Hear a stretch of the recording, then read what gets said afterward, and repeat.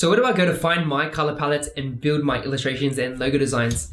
There's a few main sites that I use. Number one is Dribble. Go on Dribble, look at people's designs, and if you go in the right corner, you'll see a toolbar or like a little bar of all the colors they're using. You know, no one has ownage or licenses to colors. You can borrow the colors, it's okay. You know, you don't have to copy them directly because you can actually manipulate and edit the color or the shade, the hue, the saturation, whatever. But you know, go and use Dribble as a starting point and a reference to start building your color palettes, because a lot of people on there and a lot of designers are familiar with color theory and they know what works best. So using those colors will help you start to see an eye for the right colors and how to match and stuff like that. But you also want to learn a bit about color theory, you know, complementary colors, monochromatic, all that type of stuff. You want to learn a bit about that to get the best results. Another thing I do is actually take some pictures in real world. There's a cool app called Adobe Capture. It's decent and it connects with like Adobe Color.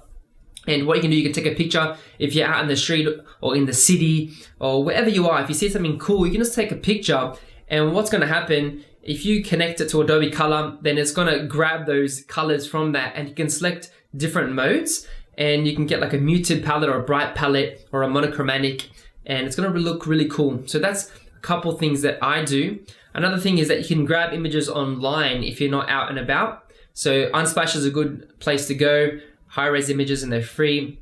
You can go on there, search some keywords, and usually I'll take one of those images, drag that into Illustrator, and actually just sample the colors off the image. So that's another quick way if you want to build a quick palette in Illustrator and you don't have time, you know, to go online and look around and stuff like that. You can just, you know, download a quick image, drag it to Illustrator, use the eyedropper, and then boom, you can load those swatches in and you have a color palette. So those are a few ways on how to make your color palettes. It's very key that you learn how to adapt color, how to see with a nice eye, and how to, you know, build those color palettes out and save them in your library so you can always work from them again and again and again. So hope this was helpful. Let me know in the comments below if you want to see more tutorials or videos, and don't forget to hit the subscribe button